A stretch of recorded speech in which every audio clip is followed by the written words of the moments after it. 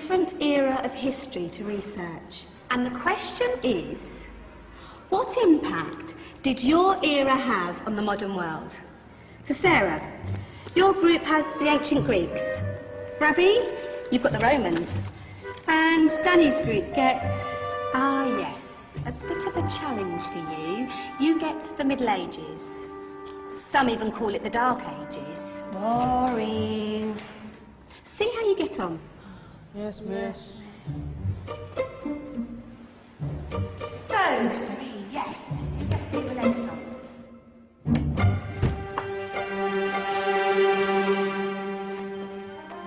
Is that the librarian?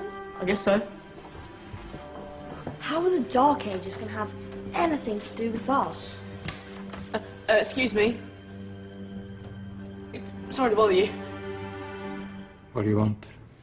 We need to find out what impact the Dark Ages had on the modern world. Never was a period of history so poorly named. Don't touch. It's priceless. And I suppose someone's been filling your head with the usual nonsense, eh? 1,000 wasted years. A black hole in history, am I right? Yeah, sort of. You see, it's always the same. You assume it was all mud, disease, death and destruction, with marauding mobs of barbarians ripping down the good of former civilizations, burning and plundering as they went. Nothing of any worth invented either, eh? Oh, no. Go on, Beofrey. Sorry to bother you. Come on, it's probably not worth it. Everyone knows that the Greeks and Romans invented everything anyway. Oh, did they now? And you're sure about that, are you? You know, I might just have something for you. You seem to be up to the task. I suppose I could... Follow me. I've got just the book for you.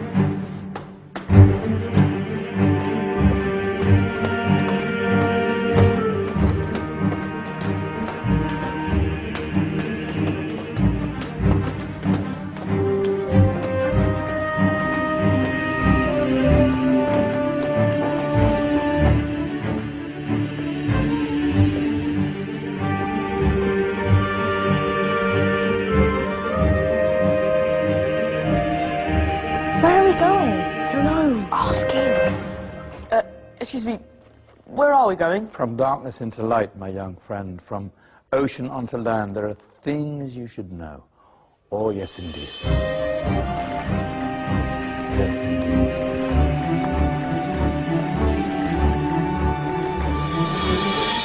Now, I know I left it round here somewhere.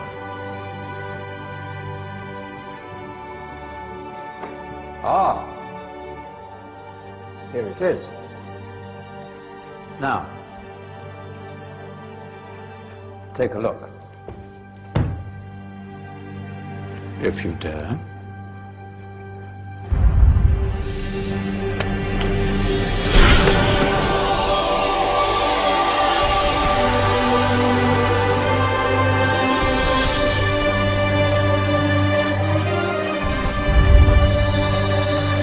What's going on? Welcome to the Dark Ages, or as it should be known, the Golden Ages. Who are you? I am Al-Jazari, engineer and ingenious inventor. I thought you said this was the Dark Ages. It doesn't look very dark. That's because it's all a matter of perspective, my soon-to-be illuminated friend. Of course, there are parts of the world that weren't dark at all, but in a civilization that stretched from Spain to China, the golden rays of discovery and invention shone over everything. What civilization? The Muslim civilization, my young friend. Through scholars and scientists of various faiths, some of the most important discoveries known to man were made at this time.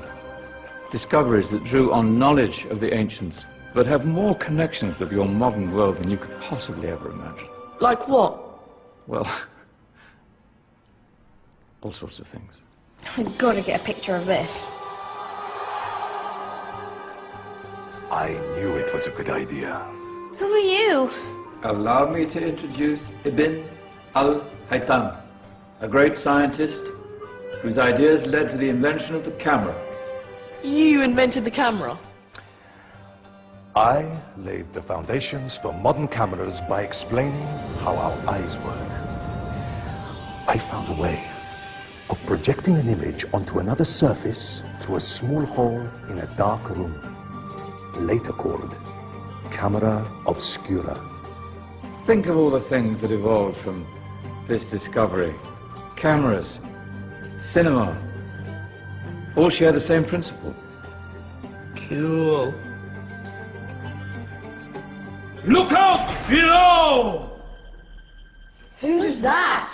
That's my good friend, Abbas ibn Farnas, who gazed up to the heavens, passionate in his belief that man could fly.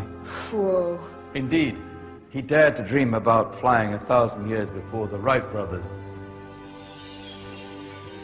Do you know you all take your jet-setting holidays for granted, so it only seems fair to remember Abbas ibn Farnas. Stand by. I'm ready for takeoff.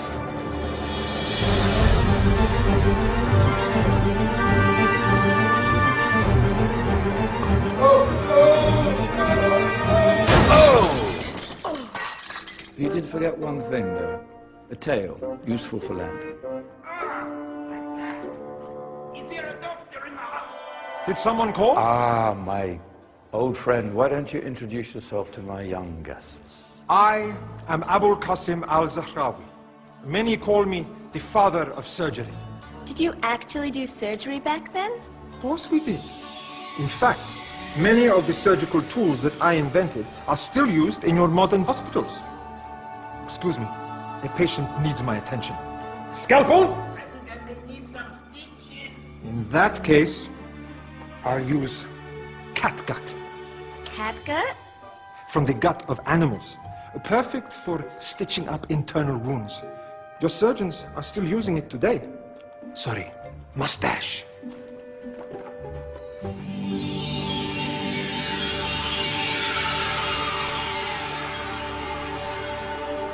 Who's she? That's Maryam al-Astrolabi. One of the many brilliant women of her time, she made sophisticated astrolabes.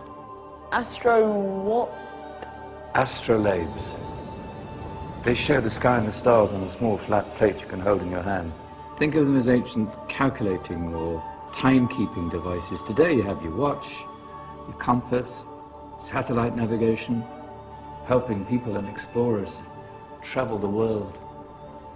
Science at its brilliant best. And all these things were developed during the Golden Ages. And that's just the tip of the iceberg. There were thousands of other inventions covering all areas of life, and in the years that followed, their influence spread across the whole of medieval Europe. So you see, it wasn't so dark after all. What about you? Me? What did you invent? Well, I don't want to be big-headed, but I made some groundbreaking advances in engineering. I suppose my most significant discovery converted rotary motion into linear motion using a crank and connecting rod. It's essential in pumps and engines. In fact, I've no idea how the Industrial Revolution could have happened hundreds of years later without such a device. Not that I ever get the credit I deserve. But my crowning glory was my amazing time-telling machine, my legendary elephant clock.